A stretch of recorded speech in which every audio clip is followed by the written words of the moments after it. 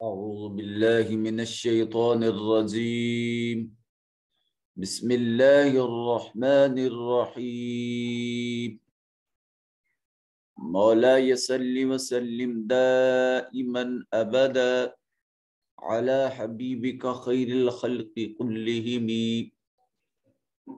يا رب بالمصطفى بلغ مقاصدنا واغفر لنا ما مدى يا واسع الكرم اللهم صل على سيدنا ومولانا محمد النبي الأمي وعلى آله وصحبه وبارك وسلم عليه۔ اللہ رب العزت کے فضل و کرم اور آقا کریم علیہ السلام کی نالین کے تصدق سے آن لائن عرفان القرآن کورس کی آج کی نشست میں پارہ نمبر 3 رکوع نمبر 15 کا دوسرا حصہ تلاوت کرنے کا اعزاز حاصل کریں گے۔ مخارج 17 تھے جس میں سے ہم 12 پہلے پڑھ چکے تھے۔ 13واں مخرج حروف لثویہ کا ہے، 14واں مخرج حروف صفیریہ کا ہے، 15واں مخرج فا کا ہے، 16واں مخرج حروف شفویہ کا ہے، اور لاسٹ اور آخری مخرج جو ہے یہ خیشوم یا غنہ نون مشدد اور میم مشدد کا ہے۔ آئیے چلتے ہیں سلسلہ تلاوت کی طرف۔ ہم نے 2 آیات مقدسات کی تلاوت کا اعزاز حاصل کر لیا تھا، آج آگے پڑھنے کی کوشش کرتے ہیں۔ بسم اللہ الرحمن الرحیم ہا انتم هؤلاء حاججتم فيما لكم به علم فلم تحاجون فيما ليس لكم به علم والله يعلم وأنتم لا تعلمون۔ ہا انتم، نون ساکن کے بعد تا حرف اخفا ہے، نون کو اپنے مخرج میں چھپا کر پڑھیں گے۔ یہاں ہا جج تم میں دوسرا جیم جو ہے یہ ساکن ہے قطب جدن میں سے، تو جب ساکن حروف ہوں یہ قطب جدن تو اس وقت ان پر قلقلہ واجب ہوتا ہے۔ فی ما میں یا ساکن ما قبل مکسور یا مدہ ہے، اور الف خالی از حرکت ما قبل مفتوح الف مدہ ہے۔ لقم بھی میم ساکن کے بعد با ہے تو یہ اخفاء شفوی ہے، اخفاء شفوی ہے۔ علم فالیما میم کے اوپر تنوین، اور اس نون تنوین کے بعد فا حرف اخفا ہے، نون کو اپنے مخرج میں چھپا کر پڑھیں گے۔ تو حاجونا میں یہ ہا کے اوپر بڑی مد ہے، اس کو 3 سے 4 الف کے برابر لمبا کریں گے۔ واو ساکن ہے، ما قبل مضموم واو مدہ ہے۔ فی ما میں یا ساکن ما قبل مقصور، اور ما میں الف خالی از حرکت ما قبل مفتوح الف مدہ ہے۔ لیسا میں یا ساکن ما قبل مفتوح یہ بھی مدہ ہے، یا لین ہے، یا لین۔ لقم بھی میم ساکن کے بعد با ہے، اخفاء شفوی ہوگا، میم کو اپنے مخرج میں چھپائیں گے۔ علم میں میم کو ادا کیا جائے گا، میم کی حرکت کو وقف کی صورت میں نہیں پڑھا جائے گا، اور اگر ملا کر پڑھنا ہے تو میم کے اوپر تنوین ہے اور تنوین کے بعد حروف یرملون ہے، تو پھر یہ ادغام بالغنہ کر کے علم واللہ اس طرح کر کے پڑھیں گے اس کو۔ واللہ میں اس میں جلالت کا ما قبل مفتوح ہے، اس وجہ سے اس کو موٹا اور پر کر کے پڑھا جائے گا۔ انتم نون ساکن کے بعد تا حرف اخفا ہے، نون کو اپنے مخرج میں چھپا کر پڑھیں گے۔ باقی قوانین آپ خود اپلائی کریں، میں صرف تلاوت کرنے کا اعزاز حاصل کر لیتا ہوں۔ ما كان إبراهيم यहूदिय्यं वला नसरानिय्यं वलाकिन कान हनीफन मुस्लिमा वमा कान मिनल मुशरिकीन इन्न औलन नासी बिइब्राहीम लल्लज़ीन तबऊहु वहाज़न नबिय्यु वल्लज़ीन आमनू वल्लाहु वलियुल मुमिनीन वद्दत ताइफतुम मिन अहलिल किताबि लौ युदिल्लूनकुम वमा युदिल्लून इल्ला अनफुसहुम वमा यशऊरून या अहलल किताबि लिम तकफुरून बिआयातिल्लाहि व अंतुम तशहदून या अहलल किताबि लिम तल्बिसूनल हक़्क़ बिल बातिली व तक्तुमूनल हक़्क़ व अंतुम तअलमून।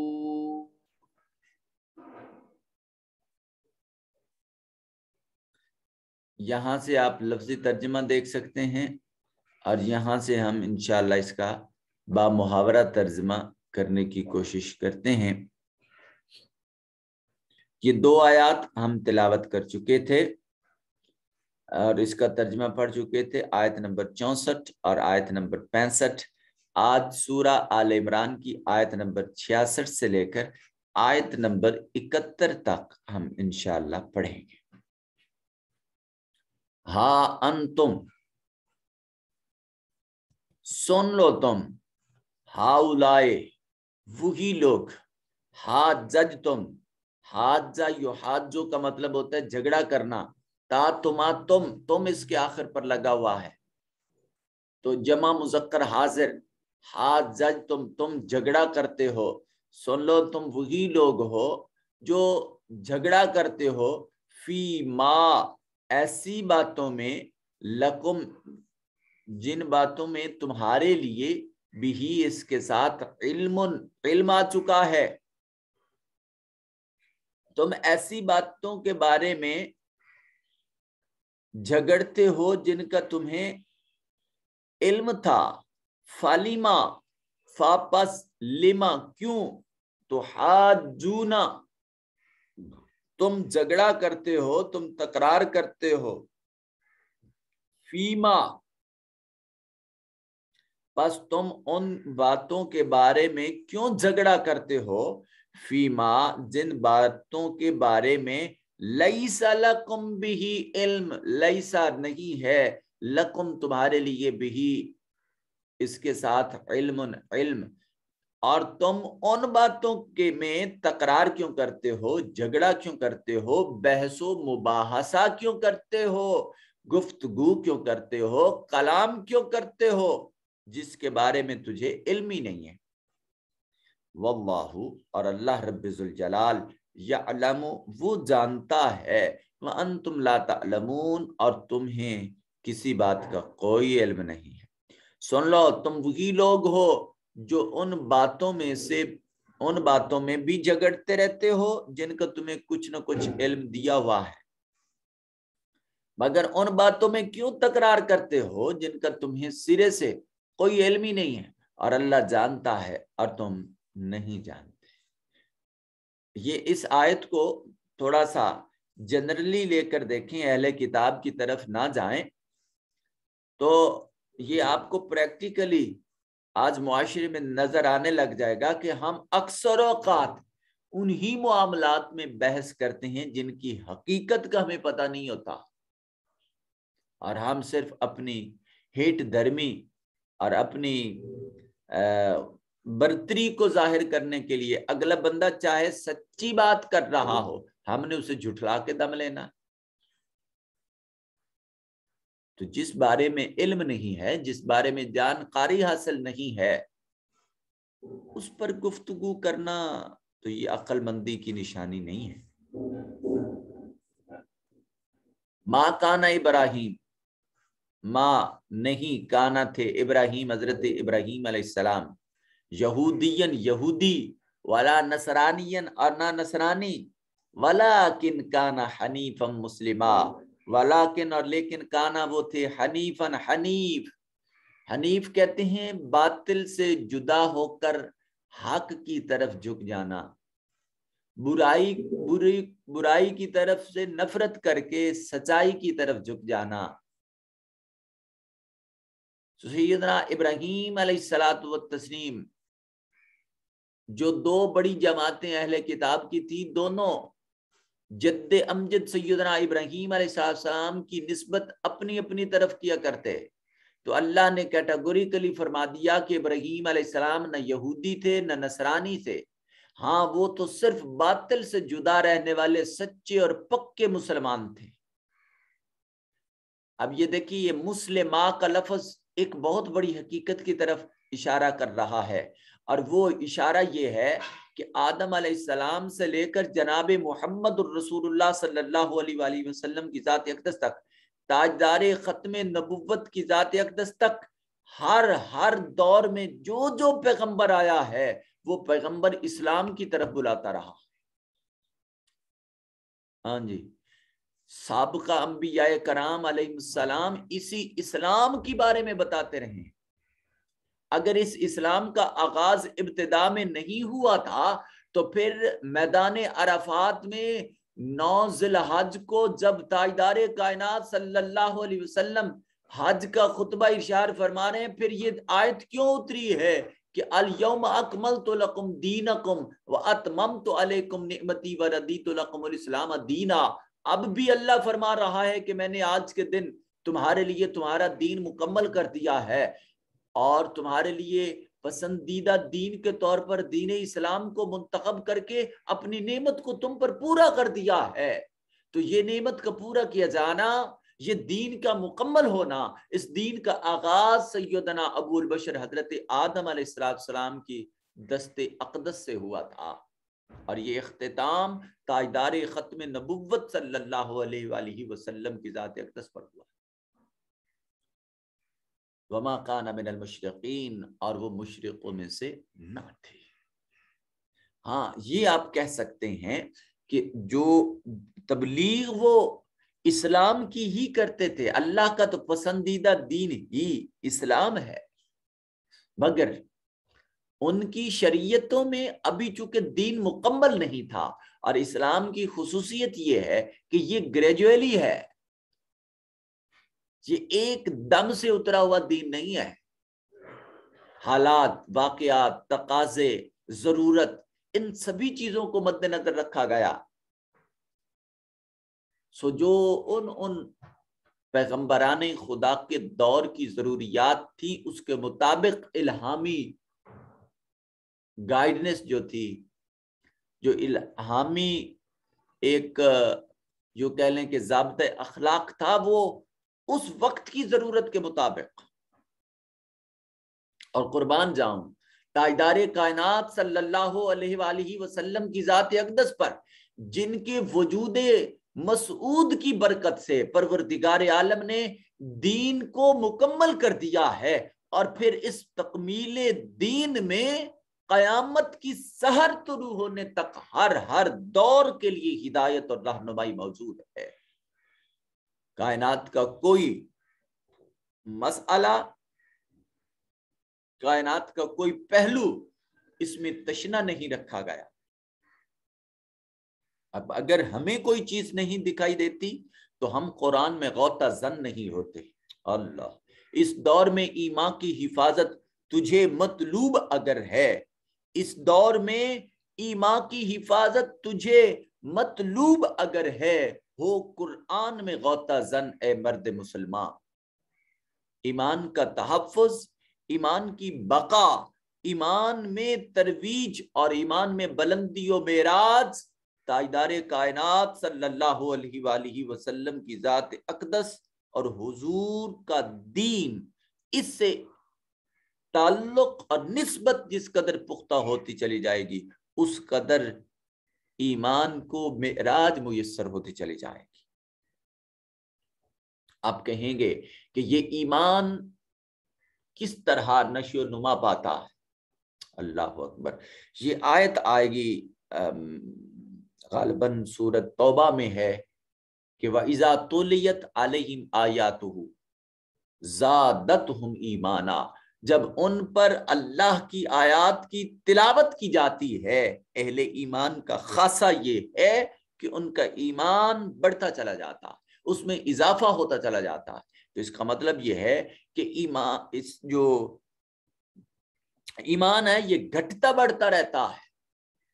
آپ کہیں کہ یہ گھٹنے کی بات کہاں سے آ گئی کہ جب تاجدار کائنات صلی اللہ علیہ وآلہ وسلم کی حدیث مقدسہ ہے، حضور صلی اللہ علیہ وسلم ارشاد فرماتے ہیں کہ جب کوئی شخص حیا کے دامن کو چھوڑ کر بے حیائی کرنے لگتا ہے اور جب وہ اس بے حیائی کی انجام دہی کے لیے برہنہ ہوتا ہے تو اس لمحے حیا اس سے رحلت کر جاتا ہے، ایمان اس سے رحلت کر جاتا ہے، یہاں تک کہ وہ اس کبھی فعل سے فارغ نہیں ہو جاتا، اور اس کبھی فعل سے فراغت کے بعد پھر جب وہ باپردہ ہوتا ہے تو پھر سے ایمان اس کے وجود میں داخل ہونے لگتا ہے، پھر حیا اس کے قریب اور پاس آنے لگتی ہے۔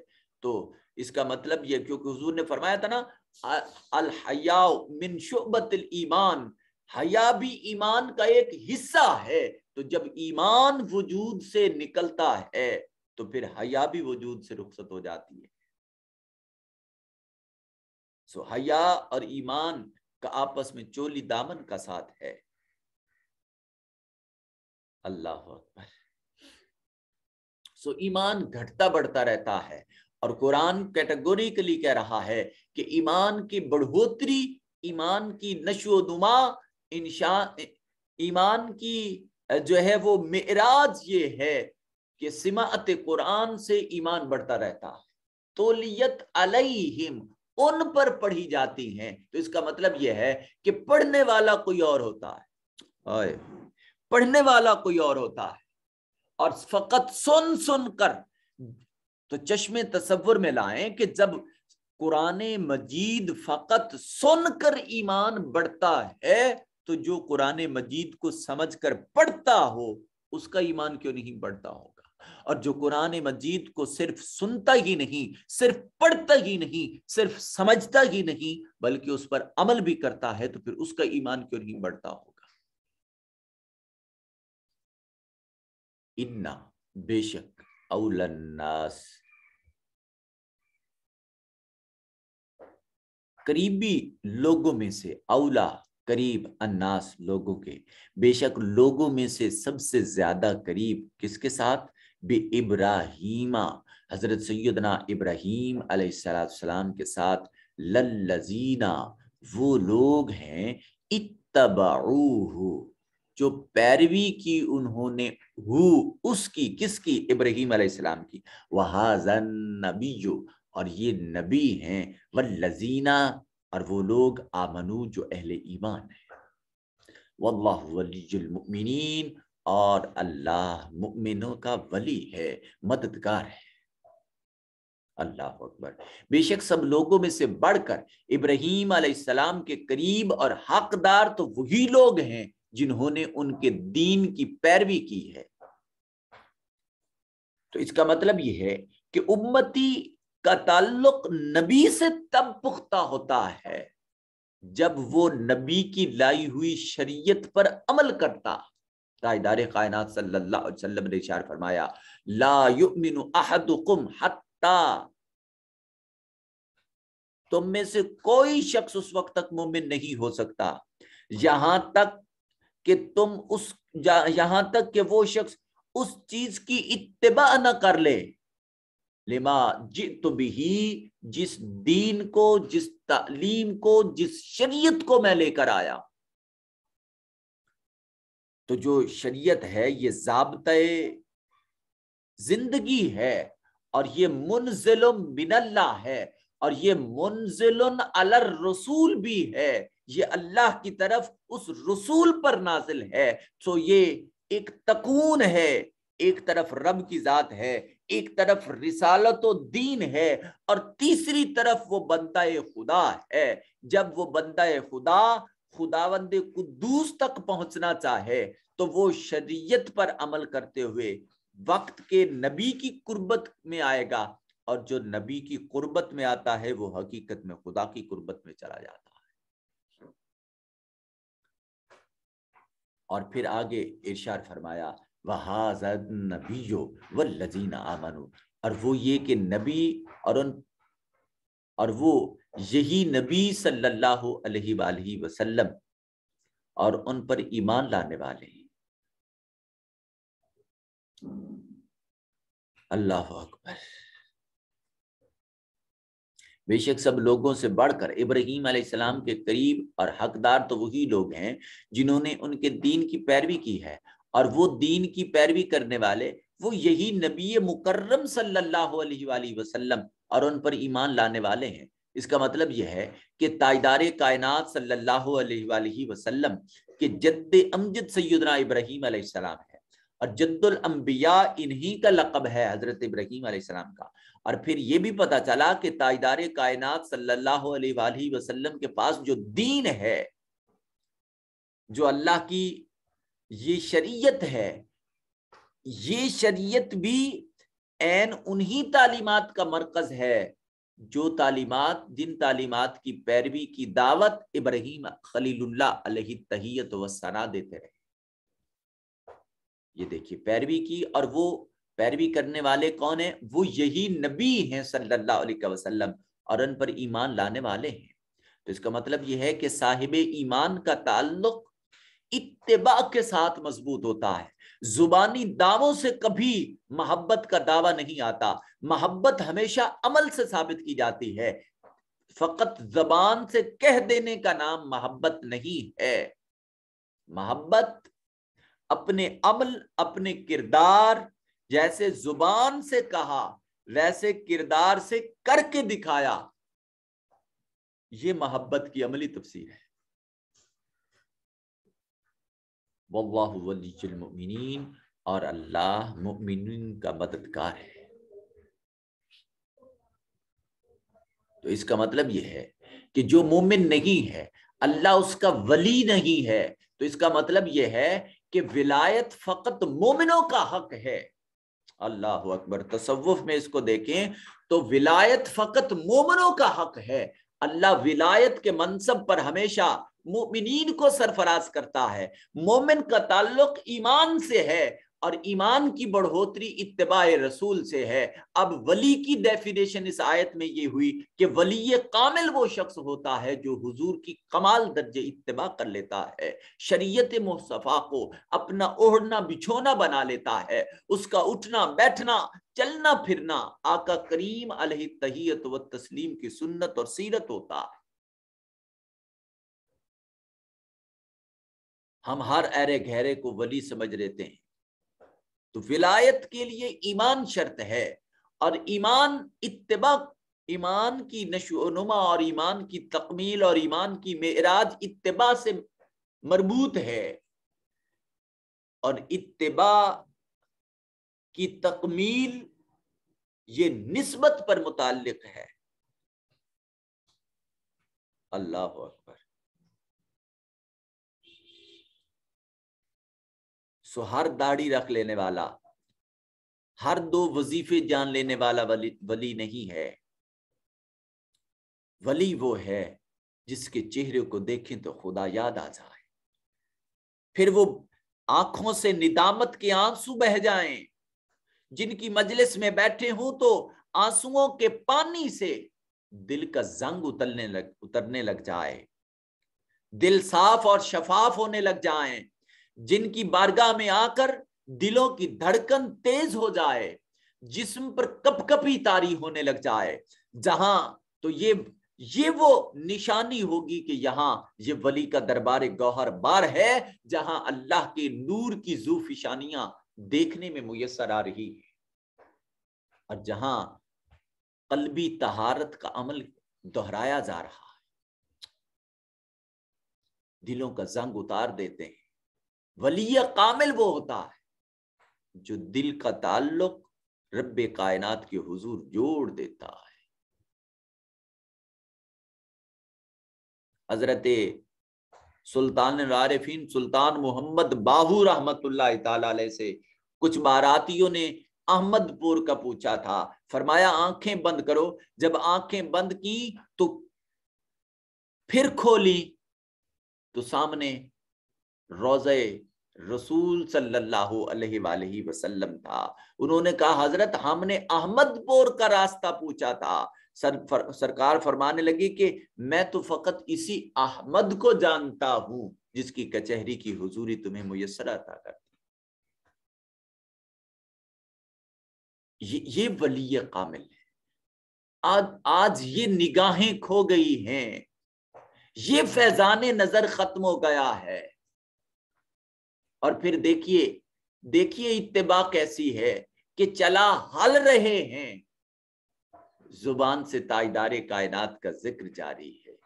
اللہ دل کا تعلق دیکھیے، ظاہر بھی نگاہیں تو یہ دیکھ رہی ہیں ہل پکڑا ہوا ہے، بیلوں کی جو رسیاں ہیں وہ پکڑی ہوئی ہیں، اور ایک نہ جانے کسان سادہ سا کہاں کھیتوں میں ہل چلا رہا ہے۔ وہ حقیقت میں یہ ظاہری کھیتیاں نہیں، وہ دلوں کی بنجر زمینوں کو درست کرتے ہیں۔ اللہ اکبر۔ ود طائفہ، ود یودو کا مطلب ہوتا ہے محبوب رکھنا، خواہش رکھنا۔ طائفہ گروہ، ایک گروہ شدید خواہش رکھتا ہے من اہل الکتاب، اہل کتاب سے، کہ لو یدلونکم، اے مسلمانوں اہل کتاب میں سے ایک گروہ تمہاری لیے شدید خواہش رکھتا ہے کہ کاش وہ تمہیں گمراہ کر سکے۔ اس کا مطلب یہ ہے کہ اہل کتاب سازش کے ذریعے مسلمانوں کو پھسلاتے ہیں، ایک مکمل اسٹریٹجی کے ساتھ، ایک مکمل پلاننگ کے ساتھ ان کو راہ راست سے بھٹکاتے ہیں۔ تو بھائی جس طرح کا حملہ کیا جائے اسی طرح کا دفاع کیا جاتا ہے۔ جب اہل کتاب ایک اسٹریٹجی کے ذریعے، ایک حکمت اور پالیسی کے تحت راہ راست سے بھٹکا رہے ہیں، تو دین کے دفاع کرنے کا دعویٰ کرنے والوں، تمہیں بھی کوئی ایسی اسٹریٹجی اپنانی چاہیے جس سے اسی راستے میں ترویج و اقامت و اشاعت اسلام اور دین کے فریضہ انجام دیا جا سکے۔ وما یضلون الا انفسهم، تو کیا یہ جو گمراہ کرنا چاہتے ہیں یہ واقعی اپنی سازش میں کامیاب ہو جاتے ہیں یا نہیں ہوتے؟ اور اگر ہو جاتے ہیں تو اس کا مطلب یہ ہے کہ پھر تو فتح اور کامیابی ان کو ہوئی، اور جو خدا کے دین پر استقامت کے ساتھ رہا وہ جیت نہ سکا۔ اب قرآن کہتا ہے وما یضلون، وہ شدید خواہش تو رکھتے ہیں، وہ ٹرائیاں تو کرتے ہیں، کوششیں تو کرتے ہیں، مگر وما یضلون، وہ گمراہ نہیں کرتے، الا انفسهم، مگر وہ فقط اپنے نفوس کو گمراہ کر رہے ہیں۔ وہ دوسروں کو گمراہ کرنے کی بجائے خود گمراہ ہو رہے ہیں۔ اس کا مطلب یہ ہے کہ جو دوسروں کے لیے غلط کرتا ہے اس کے اپنی ذات کے ساتھ غلط ہوتا ہے، جو دوسرے کے لیے غلط سوچتا ہے اس کی اپنی ذات کے ساتھ غلط سوچا جاتا ہے، جو دوسروں کے ساتھ عملاً غلط کیا جاتا ہے تو اس کے اس کبھی حرکت کی وجہ سے، اس غلط کام کی وجہ سے پھر بدلے میں اس کے ساتھ بھی غلط کیا جاتا ہے۔ مگر ہم کبھی اپنی اس غلطی کو تصور اور تسلیم نہیں کرنے کو تیار۔ کیوں؟ قرآن آگے لفظ بول رہا ہے وما یشعرون، اور انہیں اس بات کا شعور ہی نہیں۔